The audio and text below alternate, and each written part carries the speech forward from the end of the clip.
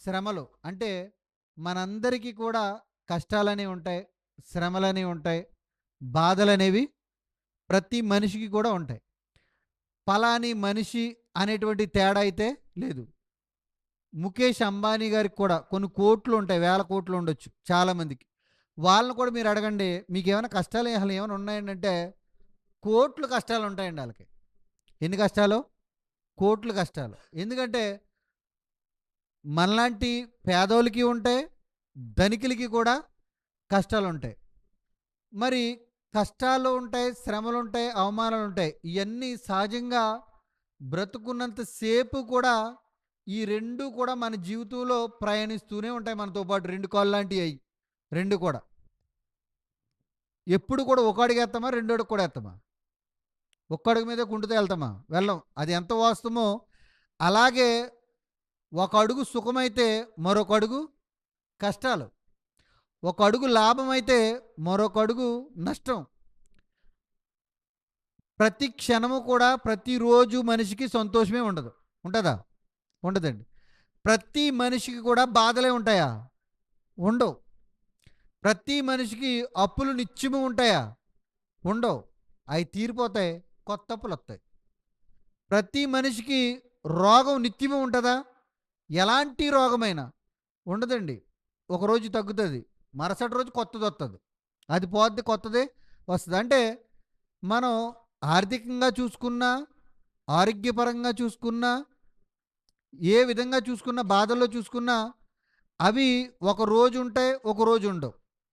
కొంతకాలం ఉంటాయి, కొంతకాలం ఉండవు. మనకు అర్థమవుతుంది. అది ఎలాంటి బాధ అయినా సరే. మరి ప్రతి మనిషికి బాధలుంటాయి మన జీవితంలో. ఇవి సుఖ దుఃఖాలనేవి ఈ లోకంలోనే ఉంటాయండి.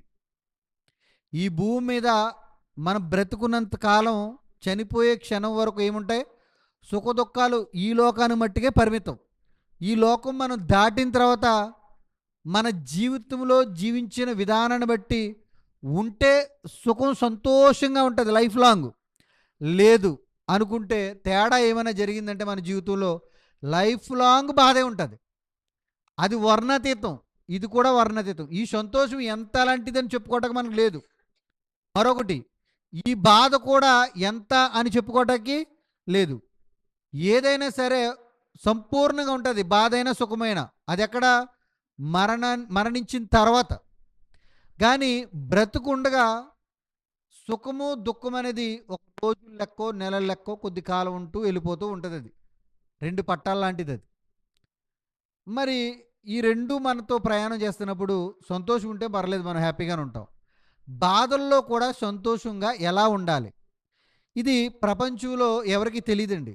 అంటే బైబిల్ తెలిసిన క్రైస్తవులుగా మనకు మట్టుకే తెలుసు దేవుడు. ఎందుకంటే దేవుడు రాయించాడు గనుక.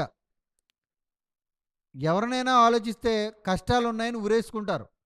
బాధలున్నాయని ఉరేసుకుంటారు. అప్పులు ఎక్కువైనాయని ఉరేసుకుంటారు. నేను ఇంక ఈ శరీర బాధను భరించలేను, నన్ను చంపేయండి అని ఉరేసుకుంటారు. కానీ క్రైస్తవుడికి ఆ బాధ లేదు. ఎలాంటి పరిస్థితి ఉన్నా కానీ ఆదరించే దేవుడు ఉన్నాడనేటి ఒక నమ్మకం, ఏదో ఒక రోజు ఇవన్నీ పోతాయి నా నుండి అనేటువంటి ఒక విశ్వాసం మీద ఆధారపడి ఉంటుంది ఇవన్నీ. ఇలాంటివన్నీ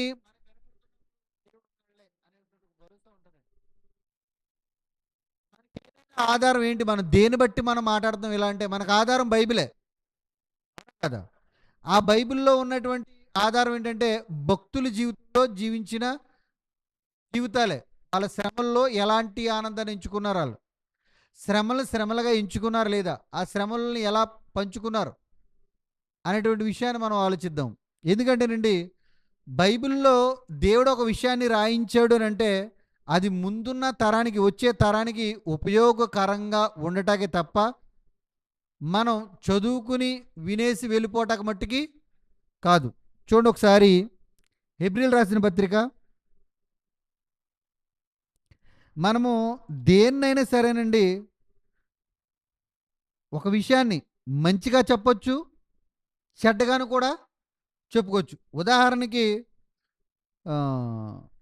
అంటే నేను మాట ఎందుకు చెప్తున్నానంటే, ఉదాహరణకి ఇప్పుడు మనం అంటూ ఉంటాం ఒక్కొక్కసారి ఏమని, ఒరేయ్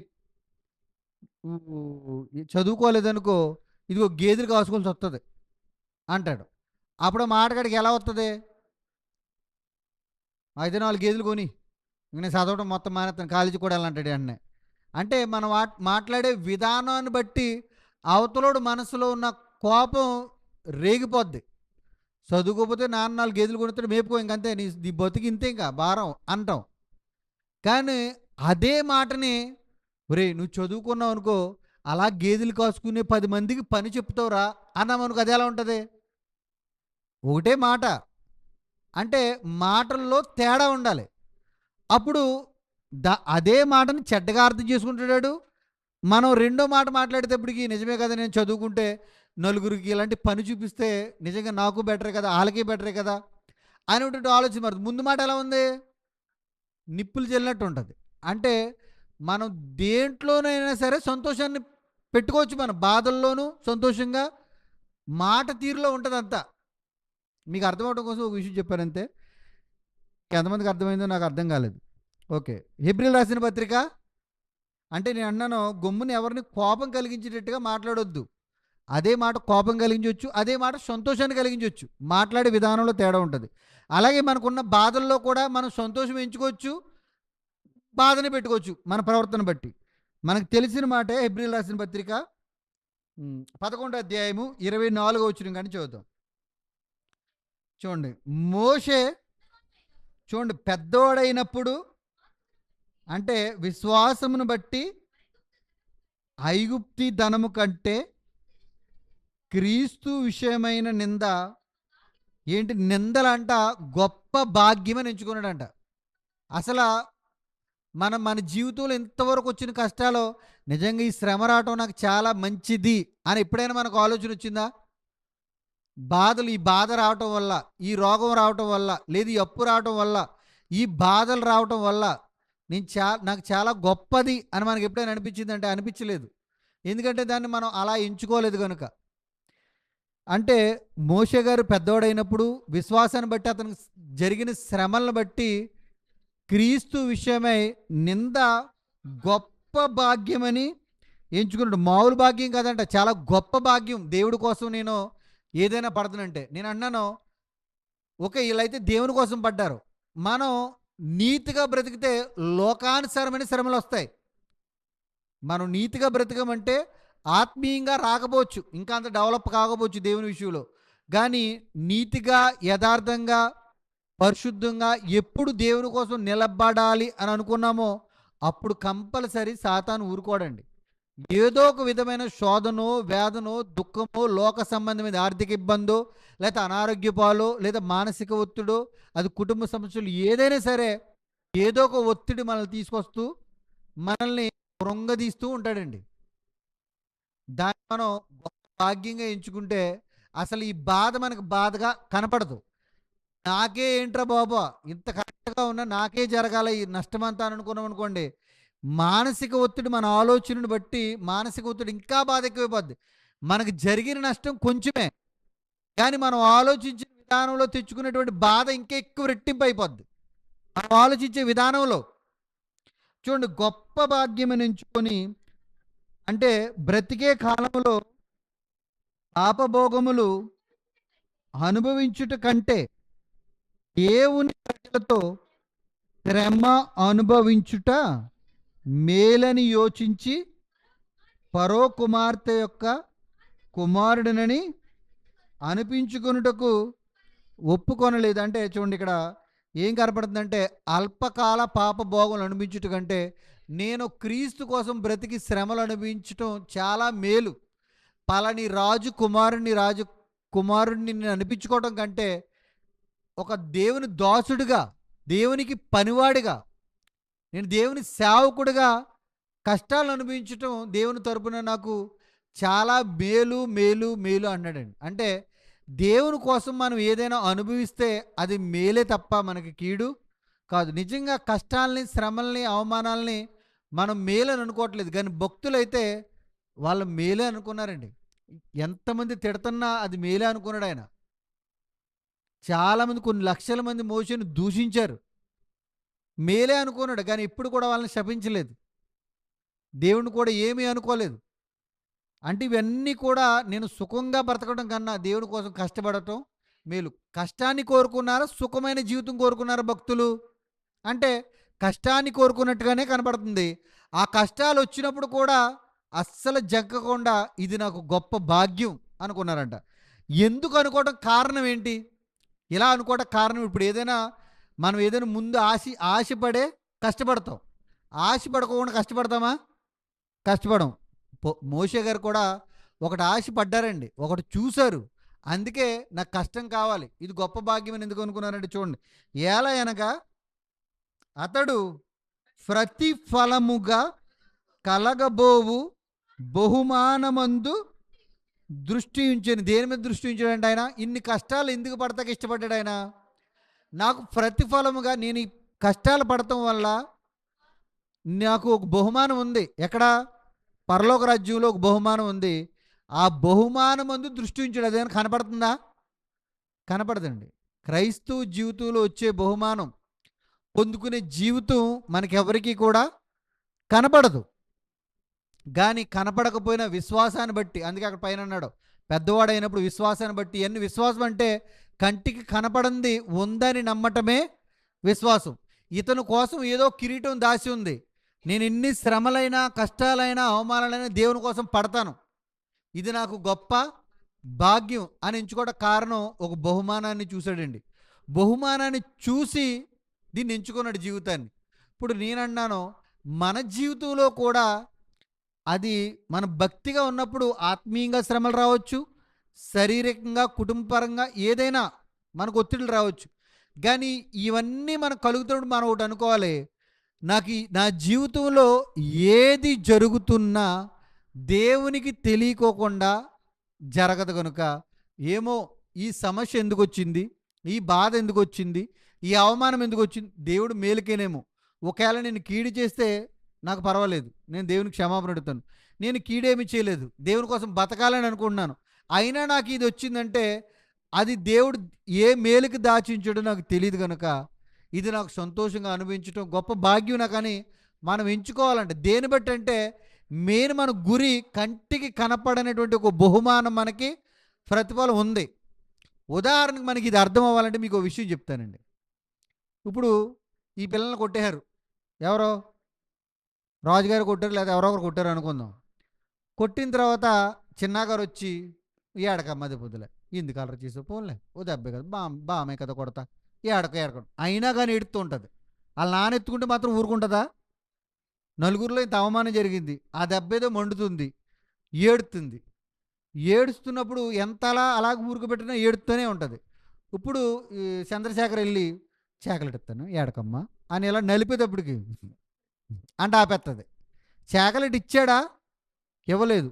చాకలెట్ సౌండ్ వచ్చింది, జోబులు ఏడకమ్మా నీకు చాకలెట్ ఇస్తాననేటప్పటికి చాకలెట్లో ఉన్న మధురం ఏంటో ఆ పిల్లకి తెలుసు. చాకలెట్ తింటే ఎంత హాయిగా ఉంటుందో తెలుసు. చాకలెట్ అంటే ఎంత ఇష్టమో ఆ పిల్లకి తెలుసు. అంటే చాకలెట్ ఇస్తాడు, ఇంకా ఇవ్వలేదు, తినలేదు, దాన్ని మాధుర్యం ఇంకా అనుభవించింది ఆ పిల్ల. ఇస్తాడు అనేటప్పటికే ఏడుపాపేసింది. ఏడుపాపేట కారణం ఏంటంటే బాధ ఉంది, నలుగురిలో కొట్టాడని అవమానం ఉంది, ఆ పిర్ర మీద ఏదో కొంచెం మండుతుంది, లేదా ఏదో కొట్టాడు మొత్తం తగిలి బాధ ఉంది. కానీ ఆ బాధను మర్చిపోవడం కారణం ఏంటి తెలుసా? ముందావిడి ఒక దాన్ని రుచి చూచింది, చాకలెట్ దాన్ని ఇష్టపడ్డది.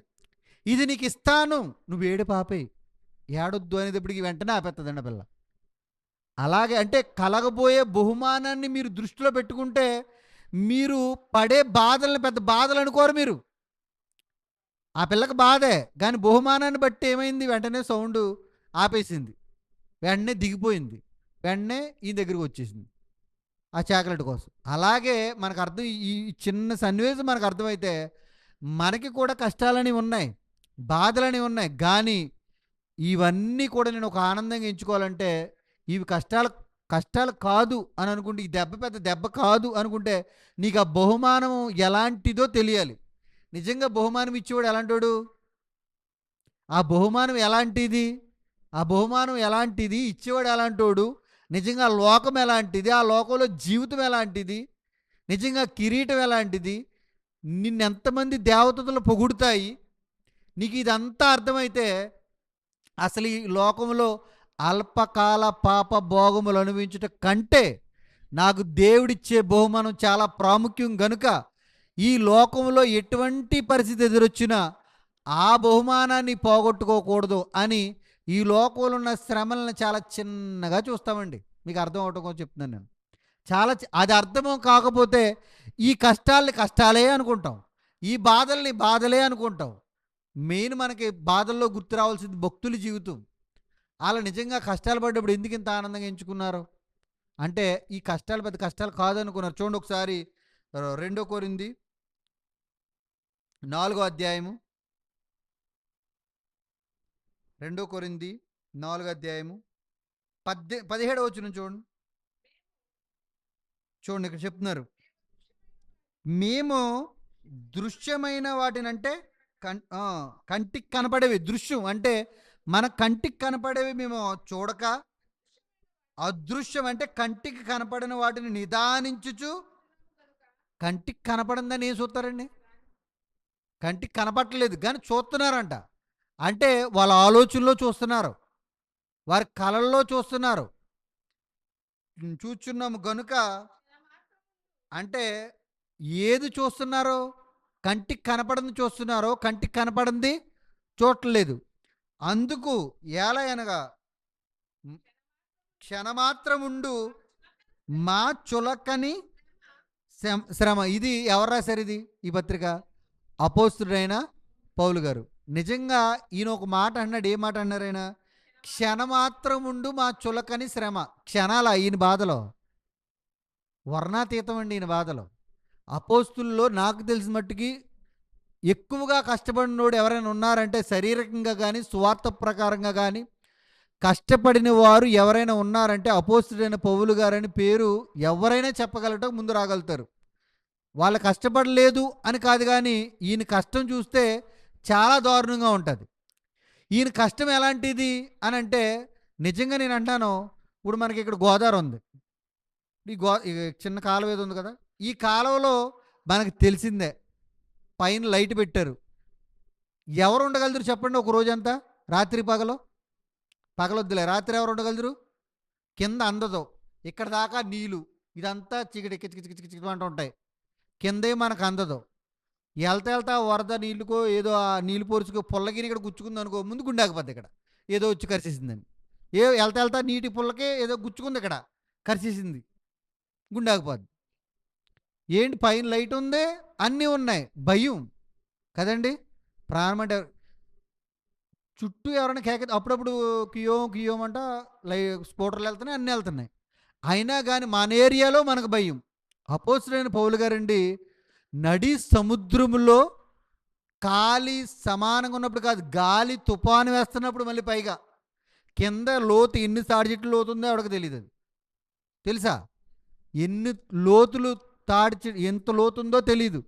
అసలు ఒడ్డుకి వెళ్తానో లేదో తెలీదు, ఈ కెరటాలు గట్టి వెళ్తానో తెలీదు, ఏమవుతాడో కూడా తెలీదు. ఒక రాత్రి పగలు కూడా ఉండిపోయాడు అంటండి ఆయన.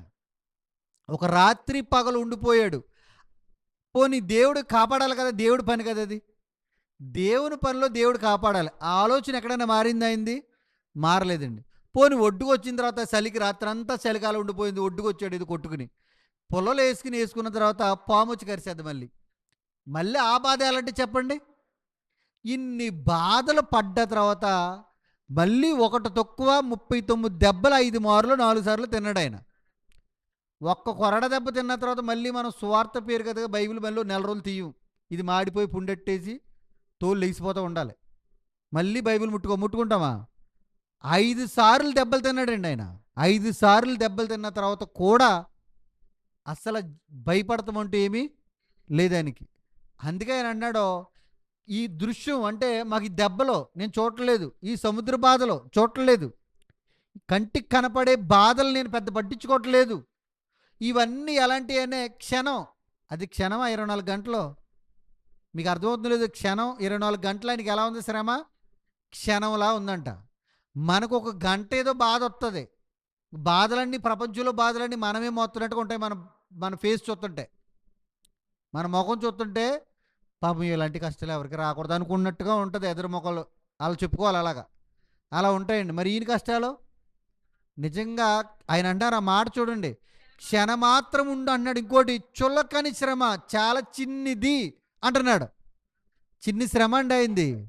ఎందుకు చిన్నిది అన్నాడో చులకంది అన్నాడు తెలుసా? కంటికి కనపడుతున్నది పట్టించుకోవట్లేదు.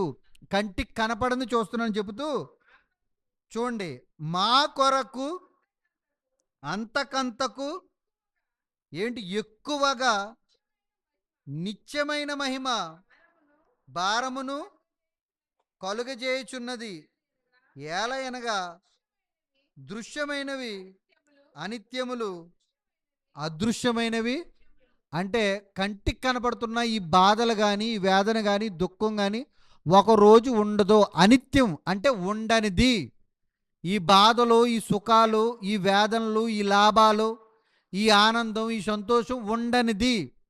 మాకు నిత్యము ఉండేది ఏంటి తెలుసా? అదృశ్యమైన లోకం ఉంటుంది కనుక మేము దానికోసం ఈ కష్టాలు, ఈ బాధలన్నీ చాలా చులకనగా, తక్కువగా తీసుకున్నాము అంటాడండి పౌలు. మరి మనం ఎలా ఉండాలి చెప్పండి? కష్టాలు వచ్చినప్పుడు ఎవరు కృంగిపోకూడదండి. ఎవరైనా కృంగిపోవచ్చు, కానీ ఆధారం కలిగి మనకు ఆధారం ఉంది దేవుడు. మనకి దేవుడు ఆధారం ఉన్న తర్వాత కూడా మనం కృంగిపోతున్నామంటే ఆదరించే తండ్రిని అవమానపరుస్తున్నట్టు లెక్క. అన్నం లేదని బిడ్డ ఏడొచ్చా? అన్నం పెట్టి అమ్మ ఉన్నప్పుడు, అన్నం పెట్టి అమ్మ లేనప్పుడు ఏడాలి నువ్వు. అమ్మ ఉంటే అన్నం పెడుతును అని. అమ్మ ఉంది కదా, అప్పుడు చచ్చిపోలేదు కదా. మరి చనిపోయినట్టుగా ఎడతావు ఎందుకు? మరి మన బాధలు కూడా ఎలా ఉన్నాయంటే అలాగే ఉంటాయండి. ఓకే, తట్టుకోలేము. కానీ మన ఇందాక పాడిన పాట ప్రకారంగా మన కన్నీళ్ళు ఆయన పాదాలు తాకితేనంట కంపల్సరిగా ప్రతిఫలం అనేది మనం చూస్తాం. దయచేసి మీరు గమనించండి. మనం ఈ లోకంలో ఉన్న దాన్ని దృష్టి ఉంచితే మనకి ఇవన్నీ బాధలుగానే కనబడతాయి. దయచేసి మనం పైన ఉన్నవారు కింద ఉన్నవారు కాదు కనుక పైనున్న వారి మీద మనసు పెడితే ఈ కష్టాలు పెద్ద కష్టాలుగా కనపడవు. కానీ తట్టుకునే శక్తి కూడా దేవుడు మనకి ఇస్తానని చెప్పాడు.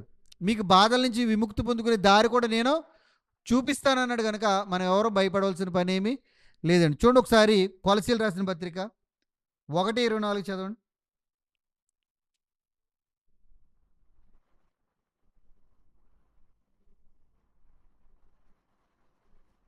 కొలసీలు రాసిన పత్రిక 1:24.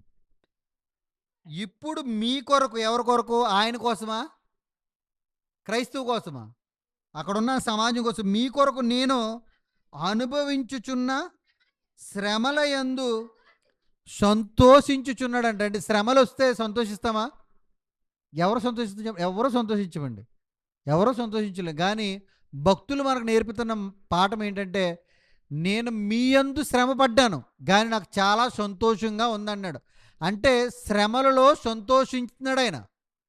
చూడండి, శ్రమలలో సంతోషించుచు సంఘము అను ఆయన శరీరము కొరకు క్రీస్తు పడిన పాట్లలో కొదువైన వాటి యందు నా వంతు నా శరీరమందు సంపూర్ణము చేయుచున్నాడు. అంటే యేసుక్రీస్తు వారు సంఘమైన శరీరం అంటే మన కోసం శ్రమ పడ్డాడు కనుక కొదువైన వాటి యందు నేను కూడా మీకోసం శ్రమ పడుతున్నాను. నా వంతు నేను పడుతున్నాను సంపూర్ణంగా. అంటే నెక్స్ట్ ఎవరు పడాలి?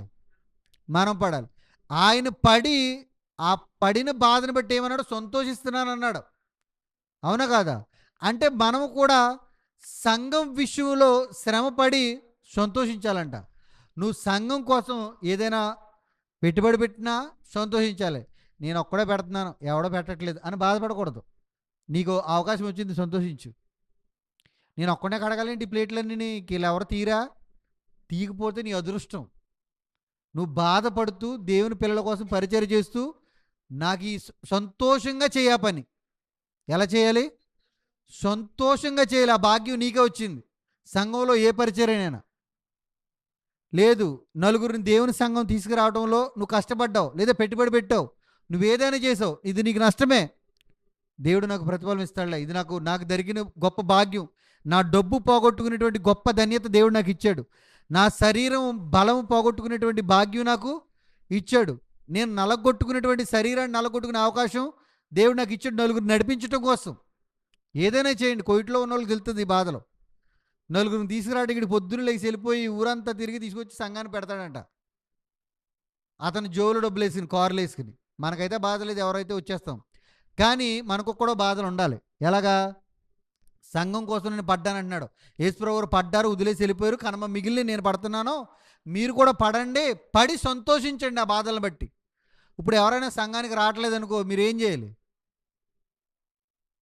ఫోన్ చేయాలి, వీలైతే పక్కనుంటే కేకేసుకుని రావాలండి. అలాగా ఎన్నిసార్లైనా పిలవాలి. ఎప్పటిదాకా? మనం వెళ్ళిపోయేదాకా, లేకపోతే ఆడు వెళ్ళిపోయేదాకా కంపల్సరీ. 70 ఏళ్ళ మారు కూడా నువ్వు ఆయన పిలుస్తూనే ఉండాలి. ఆడు నిన్ను తిట్టుకో, సంపకరా బాబు వెళ్ళు, నువ్వు వెళ్ళు అన్నా కానీ, అరే ఒత్తగినింటారు ఇవాళ ఖాళీనా రా అనాలి. ఆడు తిట్టుకుంటేనే నీకు దీవెన, ఆడు తిట్టుకుంటేనే నీకు ఆశీర్వాదం. నీ బ్యాంక్ అకౌంట్లో ఏదైనా పడుతుంది అక్కడ. నువ్వు ఇక్కడ ఏమీ చేయకోకుండా నీకు ఆ బ్యాంక్ నిండిపోవాలంటే కష్టం. ఏదైనా సరే నీకు ఘనత రావాలన్నా, నీకు ప్రభావం రావాలన్నా, నీకు మహిమ రావాలన్నా, నువ్వు ఇక్కడ అవమానాలు పడితేనే నీకు వస్తుంది. లేకపోతే దేవుని కోసం ఏం పడకుండా నీకు అక్కడ రావాలంటే రాదండి, ఏమీ రాదు. ఆయన అదే అంటున్నాడు, నా వంతు మిగిలిన పాటలు నేను పడ్డాను, అవి పరిపూర్ణంగా నేను చేశాను నా శరీరం అందు. మీ శరీరం అందు కూడా మీరు చెయ్యండి. యేసుప్రభువు అలా చేశారు. మీకోసం నేను కష్టపడ్డాను కానీ నేను సంతోషిస్తున్నాను అన్నాడు. మన జీవితంలో కూడా అలాంటి సంతోషాన్ని చూడాలి. చూడండి ఒకసారి 2 కొరింథీ చూడండి, ఇంకా ముందుకెళ్దాం. 2 కొరింథీ 7వ అధ్యాయము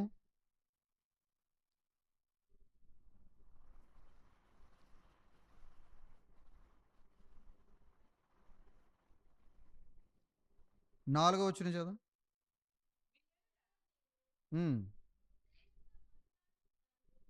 మీ ఎడల నేను బహుధైర్యముగా మాట్లాడుచున్నాను, మిమ్మును గూర్చి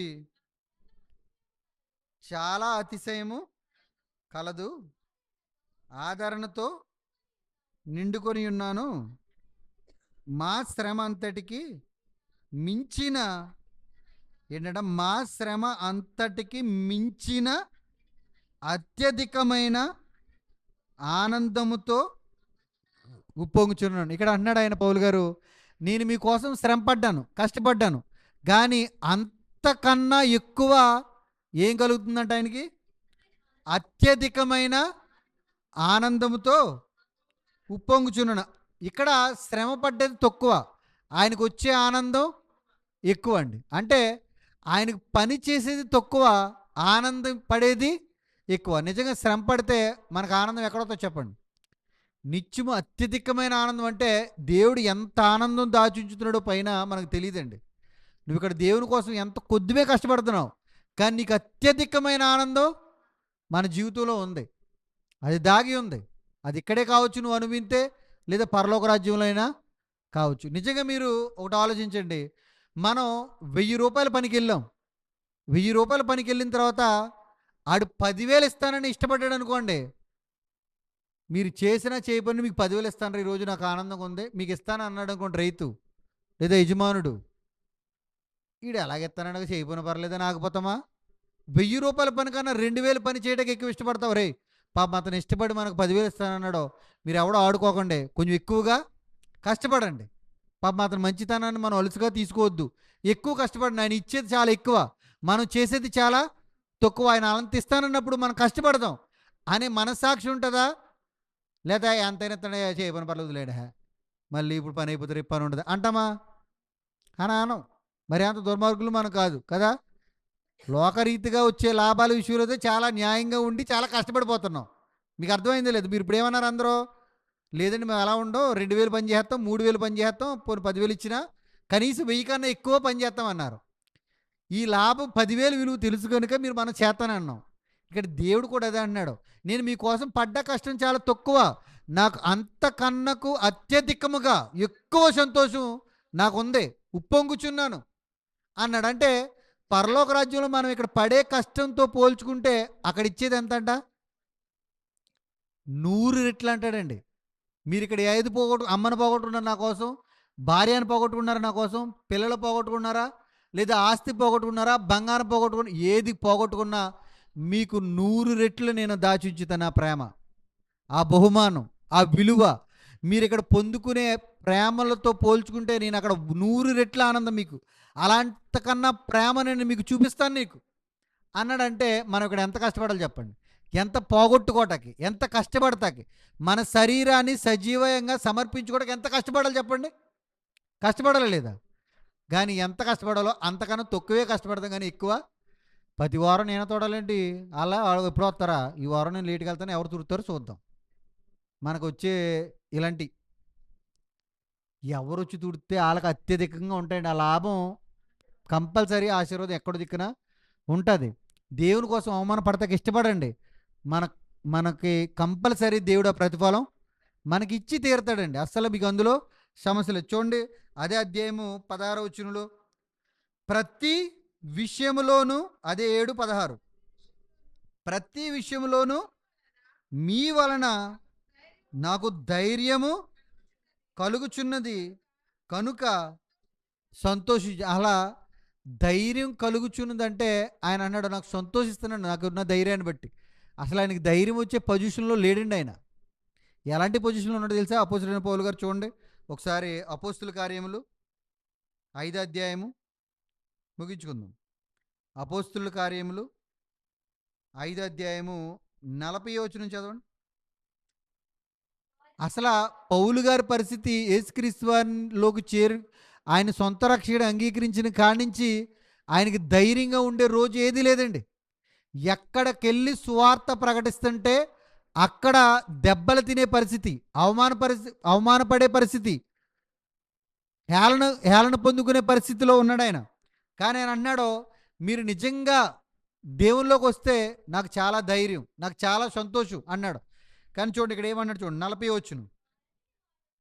వారు అతని మాటకు సమ్మతించి అపోస్తులను పిలిపించి కొట్టించి, చూడండి, యేసు నామమును బట్టి బోధింపకూడదని ఆజ్ఞాపించి వారిని విడుదల, అసలు ఈ నామాన్న నువ్వు అసలు ఎప్పుడు ప్రకటించకూడదు అని కొట్టారంట అపోస్తుల్ని. ఏ ప్రాంతం వెళ్ళినా, ఏ స్థలం వెళ్ళినా వీళ్ళు కొట్టడమే తప్ప ఎక్కడ కూడా శాంతంగా జరిగిన సభలేమీ లేవు. మనం బాగా గమనిస్తే అపోస్తులు ప్రతి క్షణం భయంతో, అందుకే ఒకసారి మీకు చెప్పాను, సేవకుడు పట్ల విశ్వాసాలు ఎలా ఉండాలనేది. నాకు ధైర్యం కోసం మీరు ప్రార్థన చేయండి. నేను వాక్యం చెప్పడం కోసం అనుకూలమైన సమయం దేవుడు నాకు అనుగ్రహించేటట్టుగా ప్రార్థన చేయండి. మళ్ళీ నేను తిరిగి మీ దగ్గరికి వచ్చి మీ యందు సంతోషించేటట్టుగా మీరు ప్రార్థన చేయండి. నేను ఎందుకు బ్రతిమాలుతున్నాడు ఆయన? నేను మిమ్మల్ని బ్రతిమాలుకుంటున్నాను అన్నాడంటే సంఘం ప్రార్థన చేయట్లేదు. ప్రార్థన చేయండి అని బ్రతిమాలుకున్నాడు ఆయన. అంటే ధైర్యం కావాలని, అన్ని విషయాల్లో నాకు తోడుండాలి దేవుడని. ఇక్కడ కూడా ఆయన నామాన్ని ప్రకటిస్తే కొట్టారండి ఆయన్ని. కొట్టారు. ఎక్కడ కొట్టారు చూడండి ఆయన్ని. 41 కొట్టిరి, విడుదల చేసిరి. ఆ నామము కొరకు అవమానము పొందుటకు పాత్రులని ఎంచబడినందున వారు సంతోషించుచు మహాసభ ఏటట ఆ నామాన్ని బట్టి ఏం చేశారంట, వాళ్ళు అవమానం పడిన సంతోషంగా ఎంచుకున్నారంట. ఎక్కడ? సభ ఎదుట. నిజంగా మలికిపరని ఏదో సభ జరుగుతుందండి, లేదు మనం ఎక్కడ ఏదో మీటింగ్ పెట్టుకున్నాం. మీటింగ్ పెట్టుకున్న తర్వాత ఎవరో 50 మంది వచ్చేసారు. మొత్తానికి ఏదో ఎస్ఎస్ఎల్లో ఎవరో వచ్చేసారు. వచ్చేసిన తర్వాత జరగరాంది ఏదో జరిగింది ఇక్కడ. అందరినీ కొట్టేశారు. మీరు ఒక్కసారి మళ్ళీ ఏసునామని ఏదైనా ప్రకటన చేశారా, సువార్త చేశారా, మిమ్మల్ని ఊరుకునేది లేదు అని ఈసారికి విడుదల చేస్తాం. ఇంకోసారి జరిగితే ఎలా ఉంటుందంట, అయ్యగారు ఇంకెప్పుడు చేయమండి, ఇంకెప్పుడు రామండి, ఇంకెప్పుడు రామంటారా? మేము వస్తాం, నువ్వు కొట్టుకుంటే కొట్టుకనుకో బుజ్జలెత్తామా? మీరు నిజంగా చెప్పండి. నిజంగా ప్రకాశపురంలో ఇలా చింతకాయ పచ్చడి చేశారంట అని ఈనాడు పేపర్లోను, టీవీ నైన్లో ఇలా వచ్చినాయి, అన్ని వీడియో తీసి యూట్యూబ్లో వచ్చేసింది. ఎవరు మలికిపురం సెంటర్లోకి వెళ్ళిన తర్వాత ఎలా నీకు మిమ్మల్ని కొడతారు తెలుస్తుందిలే మీకు అంటామా? అదృష్టవంతులు రా, మేము దెబ్బలు తింటాక అంటామా? మీరు నిజంగా చెప్పండి, మనసులో మాట అబద్ధం ఆడకుండా గుళ్ళో ఉన్నాం కదా. ఏం చెప్తారు చెప్పండి? నలుగురిలో అవమానపడినట్టుగా ఫీల్ అవుతామండి మనం. కట్లు కట్టేసుకుని ఏంట్రా ప్లాస్టర్ ఏంటో గట్టి కొట్టారండి అన్న తర్వాత ఎలా ఉంటే చెప్పండి మనకి. వీళ్ళు చూడండి, మహాసభలో నుంచి అంట, మహాసభ అంటే పెద్ద సభలో నుంచి ఎలా వెళ్ళారంట? సంతోషించుచు వెళ్ళారంట. ఏంటి? దెబ్బలు తిన్నవాడు మహాసభలో నుంచి సంతోషంగా వెళ్ళాడా? మరి ఈనాడు మనం ఇంకొకసారి మేము పెడితేప్పుడు మీరు రండి. మీరు కెమెరాలు ఎట్టుకెళ్ళండి, కావాలితే కెమెరాలు ఎట్టుకెళ్ళండి, మా వాడిని వదిలేయండి. కెమెరాలు ఎట్టుకెళ్ళండి, మా వాడిని వదిలేయండి. కెమెరాకి మేము పెడతాం కావాలితే. మేము కెమెరాలు మేమే పెట్టుకుంటాం. మీరు వచ్చి చూసుకోండి ఎప్పుడైనా అంటాం. ఇంకా వాళ్ళకి అడ్వాన్స్ తెలివితేటలు మనం ఇచ్చేస్తాం. ఎందుకంటే దెబ్బలు తింటాం. ఒక దెబ్బ అడితే తెలిసిపోద్ది ఆ దెబ్బ రుచి ఎలా ఉందో మనకి. ఇలా పాము మెలుకులు వేస్తాం అంతే దెబ్బకి. ఒక్క దెబ్బకి ఎన్ని దెబ్బలు తిన్నారండి వీళ్ళు. ఏమో రోమా పరిపాలన దెబ్బలంటే ఏదో మనకులాగేదో కర్ర ఇచ్చుకుని కొట్టేసి ఇలాంటివి కాదండి. అక్కడ రోమ ప్రభుత్వం సైనికులు వేసే దెబ్బలు ఎలా ఉంటాయి, చాలా దారుణంగా ఉంటాయి శిక్షలో. మనం ఊహకు కూడా ఊహించుకోలేము. ఒకవేళ అలాంటి చదవలేము, అలాంటి వినిపించిన టీవీలో చూడలేము. అలాంటి శ్రమలను కూడా పడి దెబ్బలు తిని అలా అన్నారు. మహాసభ ఎదుటి నుంచి సంతోషంగా వెళ్ళిపోయారు. ఓకే, వెళ్ళిపోయారు. ఎక్కడికి వెళ్ళిపోయారు? మనకు అది కావాలి. ఎక్కడికి వెళ్ళిపోయారు? మళ్ళీ పెడతానన్నారా? సభలు పెట్టలేదు వాళ్ళు. ఎక్కడ పెట్టారు? అప్పుడప్పుడు పెట్టారా? ప్రతి దినము పెట్టారా? చూడండి, అదే ఉంది. వెళ్ళిపోయారు. ఎక్కడికి వెళ్ళిపోయారని ఆలోచిస్తే చూడండి, మనకలాంటి వాళ్ళు కాదు వాళ్ళు.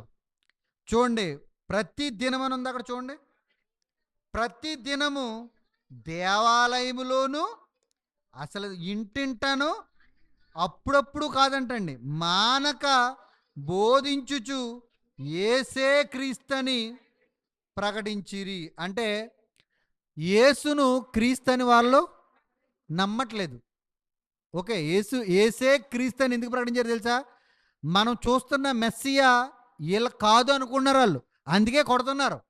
ఒరే, మనం చూస్తున్న క్రీస్తు ఈయనే, మనం నమ్ముకున్న, మన ముందు కళ్ళ ముందు నడిచిన 33.5 సంవత్సరాలు ఈయేసే క్రీస్తు అని ప్రకటన చేశారు. ఈయన క్రీస్తు అని చెప్తున్నందుకే కొట్టారండి అక్కడ. మళ్ళీ దేవాలయంలో వెళ్ళి అదే బోధించారు, ఏంటంటే అదే చెప్పారు, మానలేదండి.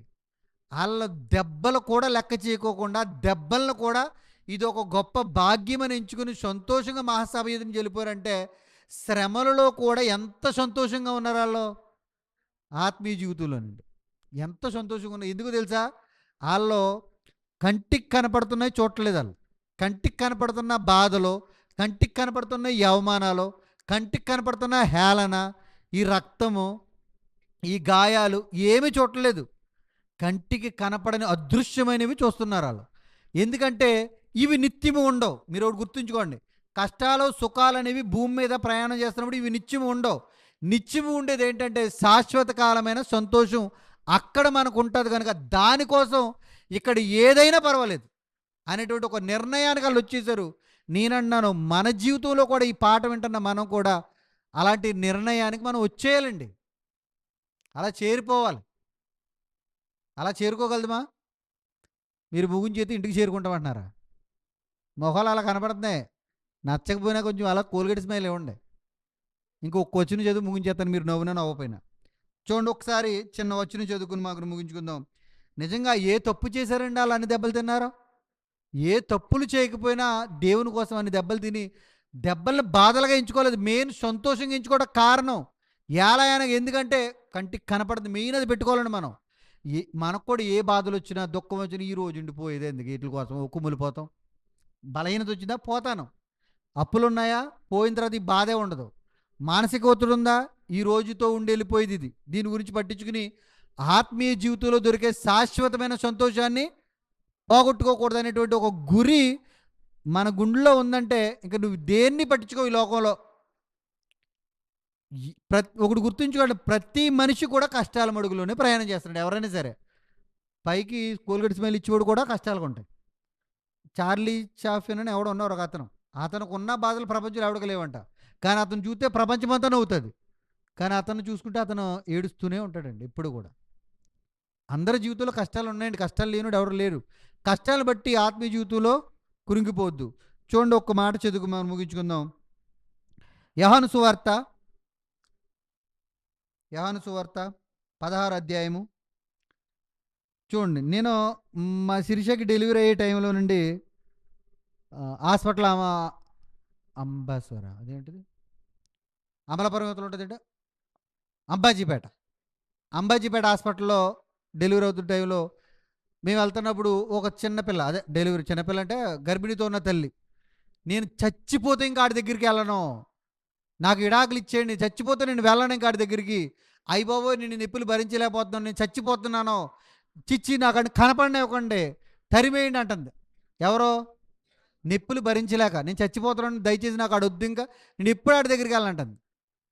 ఒక్క 15 నిమిషాలు 20 నిమిషాలు డెలివరీ అయిపోయిన తర్వాత ఆ బిడ్డని చేతులు అట్టుకొచ్చేటప్పటికి ఇద్దరు ఒకటైపోయారు అయస్కాంతంలాగా.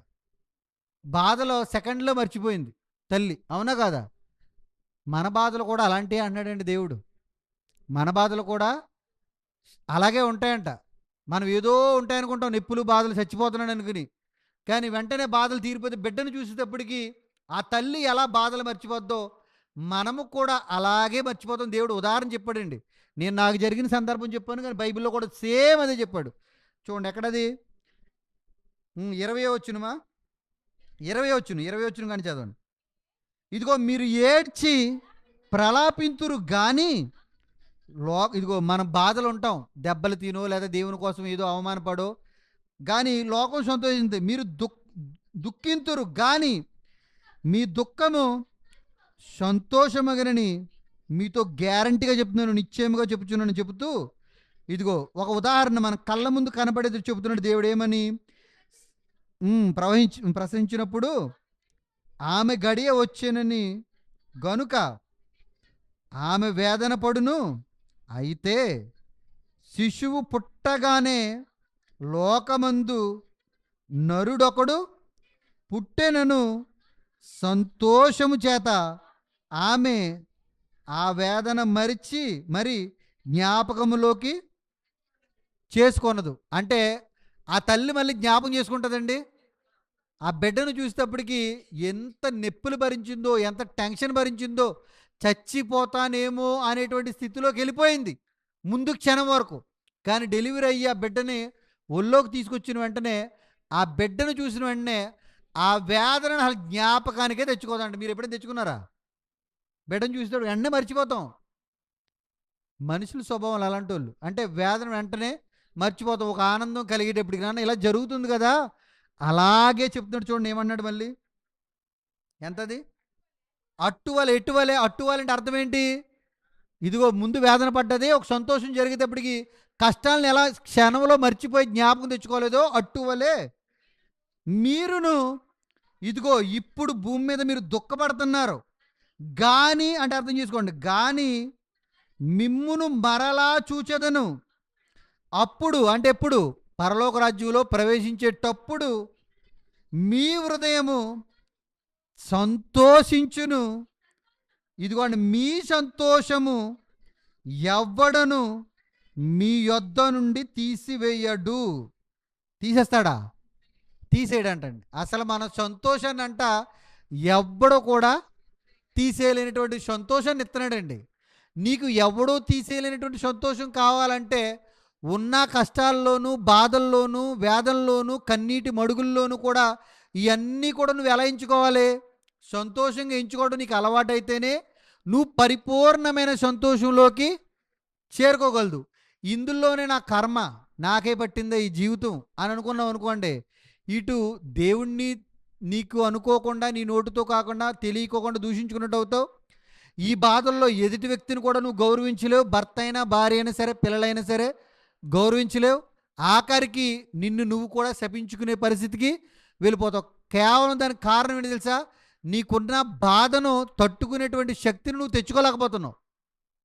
నీకున్న వేదనను, నీకున్న దుఃఖాన్ని నువ్వు దాన్ని జీర్ణించుకోలేకపోతున్నావు.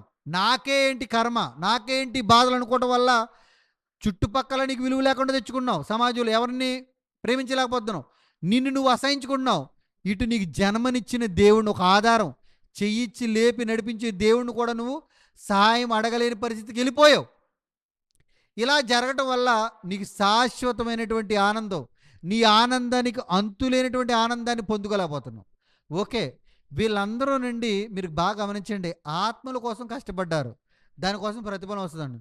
మనప్పుడు డైరెక్ట్గా ఆత్మల కోసం కష్టపడాలంటే, ఆత్మలో నీకు శ్రమలు రావాలంటే ముందు నీ శరీర సంబంధమైన, ప్రకృతి సంబంధమైన జీవితంలో నీకు వచ్చే కుటుంబంలో గొడవలు, అనారోగ్య సమస్యలు, మానసిక ఒత్తిడి, వీటిని నువ్వు తట్టుకుంటూ వెళ్ళి నేర్చుకుంటేనే ఇందులోకి రాగలుగుతావు. ఇది ఎలిమెంటరీ లాంటిది. ఇది హై స్కూల్ లాంటిది. ఇది డిగ్రీ లాంటిది. నువ్వు ఇందులోనే ఫెయిల్ అయితే ఇందులో నువ్వు వచ్చినా రాలేవు, వచ్చినా నిలబడలేవు. నువ్వు ఇందులో తట్టుకోగలిగితేనే ఇందులో నిలబడగలదు. ఈ శ్రమలు ఎందుకు వస్తాయో తెలుసండి? నీకు ఒక పాఠాన్ని నేర్పించుటకే ఈ చిన్న చిన్న శ్రమలు. అనారోగ్య బాధలో నువ్వు ఎలా ఉంటావు? నీ మైండ్ సెట్ ఎలా ఉంటుంది? నీకు మానసిక ఒత్తిడి వచ్చింది, నువ్వు ఎలా ఉంటావు? లేదు నీకు ఆర్థిక ఇబ్బందులు వచ్చి నువ్వు ఎలా ఉంటావు? దేవుడు మాటలను బట్టి ఆధారపడి నిలబడగలిగి సంతోషాన్ని పెట్టుకోగలదువా? నువ్వు ఇందులో నిలబడ్డావా? తీసుకొచ్చి దేవుడు పనిలో పెట్టుకుంటాడు. ఇందులో శ్రమలు వచ్చినా నీకు ఆల్రెడీ నీకు ఇందులో ఏమైనాయి? మీకు అర్థమవుతుందా? అలవాటు అయిపోయింది. అలవాటు అయిన తర్వాత నువ్వు ఇందులో వచ్చినా పడిపోతావా? ఇందులోకి నీకు చిన్న చిన్నగా శ్రమలు ఇచ్చి నేర్పించి నీకు సంతోషాన్ని ఇచ్చి పరిపూర్ణమైన దాంట్లోకి తీసుకొస్తా. ముందే బుల్లెట్ ఇచ్చాడు ఎవడో చిన్నపిల్లడికి, సైకిల్ ఇస్తాడు. సైకిల్లో దెబ్బలు తిన్న తర్వాత పడ్డి లేచిన తర్వాత ఆయింట్మెంట్ రాసి కట్టుకొట్టిన తర్వాత అప్పుడు నీకు స్కూటరు అలా అలా ఇచ్చి అప్పుడు పెద్దది ఇస్తావు. అలాగే దేవుడు కూడా చిన్న చిన్న కష్టాలు శరీర సంబంధమైన వస్తాయండి. ఇందులో తట్టుకుని నిలబడ్డ తర్వాతే ఇది ఇస్తాం. ఇందులో పడిపోయినడికి బుల్లెట్ ఇస్తామా? సైకిల్ మీద పడిపోయినడికి కాలు ఇరిగిపోద్ది అందులోకి ఇస్తే. అవునా కాదా? నిలబడలేడు, మొత్తం ప్రాణమే పోద్ది. ఇందులో నిలబడినోడికే అది ఎలా ఇస్తామో మన శరీర సంబంధమైన బాధలో కష్టాల్లో కూడా నీ భక్తిని కాపాడుకుంటూ నువ్వు ఇందులో సంతోషాన్ని ఎంచుకున్న రోజే నీకు ఇందులో ఇస్తాడో. నువ్వు ఇందులో నిలబడితే నీ ఆనందానికి కొంతనిది దొరకదండి. అప్పుడు నువ్వు అక్కడికి వెళ్ళిన తర్వాత నువ్వు ఇక్కడ ఎన్ని దెబ్బలు తిన్నావో, ఎన్ని అవమానాలు పడ్డావో, నీ ఆస్తి ఎంత అమ్మేసి దేవుని కోసం చేసావో, నిన్ను ఎంతమంది తిట్టారో, ఎంత ఏడ్చావో అవి నీకు జ్ఞాపకమే రావు. ఎందుకో తెలుసా? నువ్వు పొందుకునే ఆనందం ఆ పరలోకం చూస్తే నీ కళ్ళు తిరిగిపోయి ఏడుస్తూ ఉంటావేంటి అక్కడ. ఆ దేవుడు ఎక్కడున్నాడా, నా ప్రభు ఎక్కడున్నాడా అని ఆయన పరలోక రాజ్యంలో వెతుకులాడుతూ ఉంటావు నువ్వు. ఎందుకో తెలుసా? ఆ సంతోషం నిన్నెవడ ఆపలేడు. ఇంక దానికి ఎండింగ్ అంటూ ఒడ్డంటూ లేదు. ఆ పరలోక రాజ్యంలో ఆ ప్రభువును చూసేటప్పటికి, ఆ దేవుణ్ణి చూసేటప్పటికి, ఆ పరిశుద్ధాత్ముని చూసేటప్పటికి, అబ్రహాముని, ఇస్సాకుని, యాకోబుని చూసేటప్పటికి వాళ్ళున్న సంతోషం, వాళ్ళున్న ఆనందం, వాళ్ళున్న లోకానికి నువ్వు కూడా చేరిపోయేటప్పటికి అసలు నీ ఆనందానికి అంతు పొంతు ఉంటుందా? అసలు నువ్వు భూమి మీద బతికిన కష్టాలు కానీ, శ్రమలు కానీ, అప్పులు కానీ, బాధలు కానీ, హేళన కానీ, ఈ తల్లి డెలివరీ అయిన తర్వాత ఎలాగైతే జ్ఞాపకంలోకి రాలేదో నొప్పులు, నువ్వు కూడా అలా మర్చిపోతావురా నేను ఇచ్చే ఆనందంతో పోల్చుకుంటే. నీకు ఆనందానికి అంతు లేదురా అని దేవుడు ఇంత పర్టికులర్గా అర్థమైతే చెప్తున్నా ఇంకా మనకి ఈ బాధల్లో ఉండొద్దండి. ఎంతోమందికి జ్ఞానం లేక 5 కోట్ల మంది చనిపోతున్నారు. బాధలు వచ్చేటప్పటికి చిన్న చిన్న బాధలకు కూడా. ఎగ్జామ్ రేపు ఇంటర్వ్యూలు అయితే, రేపు రిజల్ట్స్ అయితే ఈరోజు చచ్చిపోయిన వాళ్ళు ఉన్నారు బోలు మంది. మొన్న ఇంకా రిజల్ట్స్ రాలేదు, పాస్ అయిపోయాలో తెలీదు, ఫెయిల్ అయిపోతానని బాధలో చచ్చిపోయాడు. కానీ మనకి మరణం అనేది ముగింపు కాదు, వెళ్ళబోయే లోకానికి ప్రారంభం మాత్రమే. అక్కడ చాలా సంతోషం, దానికి అంతు లేదు. కనుక దయచేసి ఇక్కడ శ్రమలున్న కష్టాలున్న శ్రమల్లోనూ బాధల్లోనూ సంతోషాన్ని తెచ్చుకుని దేవుడుండే లోకానికి మనం వెళ్ళి పరిపూర్ణమైన సంతోషంలోకి మనందరం చేరేటట్టుగా మనందరం ఉండాలని, ఈ మాటలు మనందరి జీవితాల్లో ప్రతి క్షణము ప్రతి దినము ఫలించాలని, ప్రతి విషయంలో దేవుడిని ఆనుకుని ఆయన ఇచ్చే ఆనందాన్ని పొందుకోవాలని మీకు జ్ఞాపకం చేస్తూ నేను దేవుని మాటలు ముగిస్తున్నాను. ప్రార్థన చేసుకున్నాం. పరిశుద్ధుడైన తండ్రి, ప్రేమగల దేవా, దయగల ప్రభువా, మీ ప్రేమకు స్తోత్రాలు నాన్న. ఎంతోమందికి లేని జ్ఞానాన్ని నాన్న మాకు నేర్పిస్తున్నారు. కష్టాలు అనేవి ఎప్పుడు ఉండేవి ప్రభా. కష్టాలు ఉంటేనే మిమ్మల్ని జ్ఞాపకం చేసుకుంటాం నాన్న. కష్టాలు ఉంటేనే మా బ్రతుకు విలువేంటో మాకు తెలుస్తుంది తండ్రి. బాధలుంటేనే మీ ప్రేమ ఏంటో, మీ గొప్పతనం ఏంటో తండ్రి, ఆ పరలోక రాజ్యం యొక్క మహిమ ఏంటో మేము తెలుసుకోవాలంటే మాకు బాధలు కష్టాలు ఉంటే తప్ప మీ దగ్గరికి చేరలేమనే స్వల్పమైనటువంటి బాధలు కష్టాలు మాకు వస్తున్నాయని గుర్తెరిగి ఇందులోనూ కూడా మిమ్మల్ని ఆనుకుని మీ యందు ఆనందించి ప్రభా నిత్యరాజ్యంలోకి చేరేటువంటి బిడ్డలుగా, ఆ మహిమలోకానికి చేరేటువంటి బిడ్డలుగా మేము ఉండులాగున మమ్మల్ని దీవించండి. భక్తులందరూ తండ్రి ఎన్ని దెబ్బలు తిన్నా, ఎన్ని అవమానాలు పొందుకున్నా, ఎన్ని శ్రమలు పడినా అవి మహానందంగా ఎంచుకుని సంతోషంగా ఎంచుకుని ముందుకు సాగిపోయారు ప్రభా. చులకని శ్రమగా తండ్రి క్షణంలో ఉండేటువంటి శ్రమలుగా ఎంచుకుని వెళ్ళిపోయారు. మేము కూడా ప్రభా ఈ కష్టాలని, శ్రమల్ని, అప్పుల్ని, శరీర బాధల్ని ఏదో బాధలు అనుకోకుండా మీరిచ్చే ఆనందాన్ని చూసుకుంటూ ముందుకు వెళ్ళిపోలాగని దీవించండి. ప్రతి విషయంలోనూ ప్రతి సమస్యలోనూ భక్తి జీవితాన్ని కాపాడుకుంటూ మీ కనుదృష్టికి మేము సంతోషాన్ని కలిగించే బిడ్డలుగా, ఆనందాన్ని కలిగించే బిడ్డలుగా మేము ఉండులాగానే దీవించండి. ఎవరు ఏ బాధల్లో ఉన్నారో మీకు తెలుసు నాన్న. ఎవరు ఏ ఆర్థిక ఇబ్బందుల్లో ఉన్నారో మీకు తెలుసు. ఎవరు ఏ శరీర బాధల్లో ఉన్నారో, ఏ కుటుంబం ఏ వేదనతో ఉందో మీకు తెలుసు నాన్న. కానీ ఆ కుటుంబంలో కావలసిన ఆనందం, సంతోషం, సమాధానం వారు పొందుకునేలాగా మీరే దీవించండి. మమ్మల్ని అందరినీ ఆత్మీయ ఆశీర్వాదంతో నింపండి. ఈ లోకంలో మేమేమి అడగట్లేదు తండ్రి. ఏ స్థితిలో ఉన్నా మీ ఎదుటి భయభక్తులు కలిగి ఉన్న దాంతో తృప్తి కలిగి ఉండే జీవితం ఇవ్వండి. లేని దానికి ఆశపడి బాధలు తెచ్చుకునేటువంటి స్థితిలోకి జారిపోకుండా కాపాడండి. మరి సంఘ బిడ్డలందరినీ కాపాడి, యవనస్తుల్ని యవనరాలని రక్షించండి. మరి అల్పకాల పాప భోగంలో అనుభవించుట కంటే క్రీస్తు కోసం బ్రతకటం మేలనే విషయాన్ని ఎంచుకుని వాళ్ళ హృదయాలు మార్చుకునే భాగ్యం ఇవ్వండి. సంఘ పెద్దల తండ్రి, సమాజానికి సంఘానికి మాదిరిగా ఉండగలిగేటువంటి జ్ఞానం వారికి దయచేయండి. స్త్రీల సమాజాన్ని కాపాడినాన్న. అందరి మనసులు కూడా ఏకాత్మ ఏక హృదయం కలిగి ఉండేలాగా దీవించండి. సంఘంలో ఎటువంటి మనస్పర్ధలు లేకుండా, ఎటువంటి సాతాను లక్షణాలు లేకుండా అందరూ ప్రేమ కలిగి నడుచుకునేటువంటి కృపను మాకు అనుగ్రహించండి తండ్రి. ఏ కుటుంబం అయితే తండ్రి విషాదంతో ఉందో ఆ కుటుంబంలో ఓదార్పును, మీ సహాయాన్ని, ధైర్యాన్ని దయచేయండి. మీ మాటలు వినిపించండి ప్రభా. మా జీవితంలో ఎప్పుడు ఏం జరుగుతుందో తెలియదు కనుక ఎప్పుడు కూడా తండ్రి మేము మరణానికి సిద్ధపడిపోయి ఉండుటకు సహాయం చేయండి ప్రభా. మరణానికి యవనస్తుడని, పెద్దవారని ప్రభా మరి తేడా లేదు కనుక తండ్రి మా జీవితంలో ఎప్పుడు మమ్మల్ని ఆహ్వానించిన మరణం మేము సిద్ధపడిపోయి ఉండులాగా మమ్మల్ని దీవించండి, మమ్మల్ని ఆశీర్వదించండి. మరి ఏ స్థితిలో ఉంటే మేమందరం మీ పాదాల దగ్గర ఉంటామో అట్టి స్థితిని మాకు దయచేయండి నాన్న. ఎక్కువితే మితిమిరిపోతామేమో తండ్రి, తొక్కువితే దురాశ కలిగి ఉంటామేమో. వద్దు నాన్న, మీ పిల్లలుగా బ్రతికేటువంటి స్థితిని మాకు దయచేయండి. మరి ఈ మాటలు విన్న ఏ ఒక్కరూ అనాలోచనతో విని విడిచిపెట్టి మళ్ళీ లోకంలో కలిసిపోకుండా విన్న మాటలు హృదయంలో దాచుకుని ఇంకెంతకాలం బ్రతుకుతామో తెలియదు కనుక, ఈ శరీరం మమ్మల్ని ఎప్పుడు అర్ధాంతరంగా ఎక్కడ విడిచిపెడుతుందో తెలియదు కనుక, ఈ శరీరంలో ఉన్నంత వరకు తండ్రి ఈ మాటలతో మేము బలపడి మీ పిల్లలుగా ఉండేలాగా మమ్మల్ని దీవిస్తారని, సంఘాన్ని బలపరుస్తారని, బలహీనని నన్ను కూడా మీ కృపలో జ్ఞాపం చేసుకుని ఇంకనూ మీ పక్షాన్ని నిలబడి ఆదివారం మిమ్మల్ని ఆరాధించుకునే భాగ్యం మాకు దయచేస్తారని ఆశిస్తూ తండ్రి మీ వెలుచుండగా మాతో ఉంటారని, ఏదైనా పొరపాట్లు మాలో ఉంటే ప్రభువైన యేసయ్య రక్తంలో మమ్మల్ని అందరినీ కలువరి శిలువలో యేసయ్య చిందించిన పరిశుద్ధుని రక్తంలో మా అందరి బలహీనతలు కడిగి పవిత్రపరిచి మీ పిల్లగా జీవింపజేస్తారని మా రక్షకుడైన యేసుక్రీస్తు వారి నామములో ఈ ప్రార్థన దయగల మీ పాదాలు సమర్పించుకుని మిక్కిలి బ్రతిమాలు వేడుకుంటున్నాం పరలోకమందున ప్రేమగల తండ్రి, ఆమేన్. పరలోకమందున ప్రేమగల తండ్రి దేవుని దయ, మా రక్షకుడైన యేసుక్రీస్తు వారి కృప, పరిశుద్ధాత్మ అన్యోన్య సహవాసము సదాకాలం తలంచిన మా అందరికను, సర్వలోకంలో పరిశుద్ధులకును, బలహీనకున్న ప్రతి ఒక్కరికి తోడే నడిపించును గాక. ఆమేన్, ఆమేన్, ఆమేన్. అందరికీ వందనాలు.